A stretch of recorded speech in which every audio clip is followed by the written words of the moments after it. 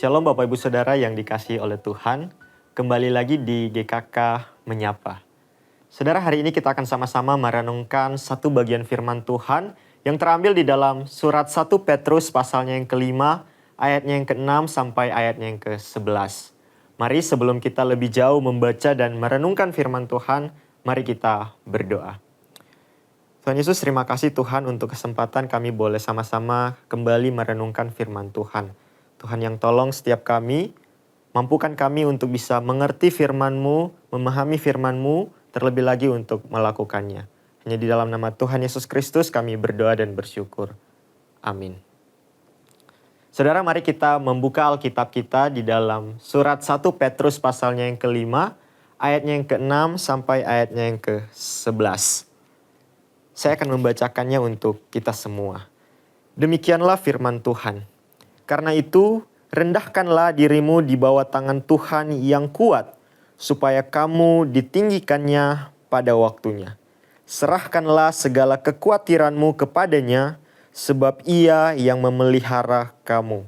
Sadarlah dan berjaga-jagalah. Lawanmu si iblis berjalan keliling sama seperti singa yang mengaum-aum dan mencari orang yang dapat ditelannya. Lawanlah dia dengan iman yang teguh, sebab kamu tahu bahwa semua saudaramu di seluruh dunia menanggung penderitaan yang sama. Dan Allah, sumber segala kasih karunia, yang telah memanggil kamu dalam Kristus kepada kemuliaannya yang kekal, akan melengkapi, meneguhkan, menguatkan, dan mengokohkan kamu sesudah kamu menderita seketika lamanya. Ialah yang empunya kuasa sampai selama-lamanya. Amin. Saudara, surat 1 Petrus pasalnya yang kelima yang kita baca hari ini secara umum merupakan sebuah nasihat dari Rasul Petrus kepada orang-orang Kristen, khususnya jemaat yang tersebar di wilayah Asia Kecil. Ada 3 hal yang kita bisa pelajari bersama daripada perikop ini. Di ayat 6 Petrus berkata, "Karena itu rendahkanlah dirimu di bawah tangan Tuhan yang kuat, supaya kamu ditinggikannya pada waktunya." Saudara, apa artinya merendahkan diri di bawah tangan Tuhan yang kuat? Itu berarti menundukkan diri di bawah kedaulatan Allah dan percaya pada pimpinannya. Juga tetap yakin bahwa tangan Allah yang kuat itu sedang bekerja, sekalipun mungkin keadaan hidup sedang tidak baik-baik saja. Saudara, dalam perjanjian lama, frasa tangan Tuhan yang kuat seringkali menggambarkan kuasa Allah yang menyelamatkan. Dan bukan hanya menyelamatkan, tetapi juga memelihara dan menopang umatnya. Jadi saudara, ketika Petrus memakai ungkapan ini, ia ingin mengingatkan jemaat bahwa Allah yang berkuasa itu tetap memegang hidup mereka.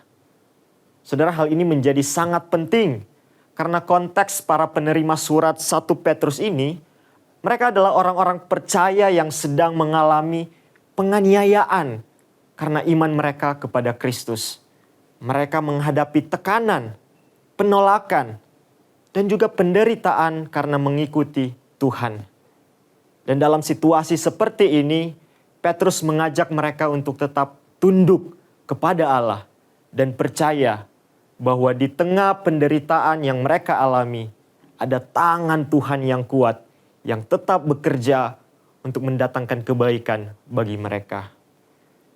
Namun saudara, tentu untuk melakukan hal ini tetap percaya dan tunduk kepada Allah di tengah situasi hidup yang tidak mudah, tentu bukanlah perkara yang mudah, bukan? Ketika seseorang berada dalam penderitaan, tentu rasa cemas, rasa khawatir itu seringkali memenuhi hati dan juga pikiran setiap kita. Dan Petrus tahu betul akan hal ini. Karena itu dia melanjutkan nasihatnya di ayat yang ke-7. Dia berkata, serahkanlah segala kekhawatiranmu kepada Tuhan. Ini hal kedua yang bisa kita pelajari. Di sini Petrus mengajak setiap orang percaya untuk melemparkan semua beban kekhawatiran yang ada di punggung mereka kepada Allah dan membiarkan Allah memikulnya bagi kita. Saudara, Allah kita senang melakukannya buat kita. Dia senang memikul pergumulan kita. Karena dia adalah Allah yang peduli bagi kita. Dia Allah yang mengasihi kita. Saudara, hal apa yang akhir-akhir ini atau hari-hari ini membuat Anda dan saya khawatir? Hal apa yang membebani kita hari-hari ini? Mari kita ambil setiap beban hidup itu dan kita lemparkan ke punggung Allah. Dan biarkan Allah memikulnya buat kita. Yang ketiga, Petrus tahu betul, dia menyadari bahwa di tengah pergumulan dan kekhawatiran itu ada musuh rohani yang terus berusaha menjatuhkan iman orang percaya.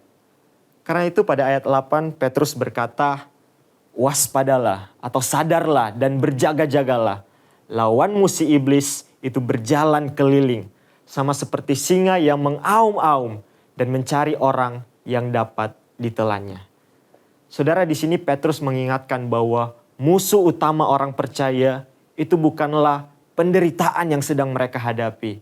Juga bukan orang-orang yang sedang menganiaya mereka. Tapi musuh utama mereka adalah si iblis, si jahat itu yang bekerja di balik semuanya itu. Yang kemudian dia dapat memakai tekanan hidup, pergumulan penderitaan hidup untuk menggoyahkan iman orang-orang percaya. Oleh sebab itu, Petrus menasihatkan jemaat supaya mereka tetap waspada dan melawan si iblis dengan iman yang teguh kepada Allah. Saudara, di akhir dari nasihatnya ini, Petrus memberikan sebuah pesan pengharapan untuk menguatkan setiap jemaat.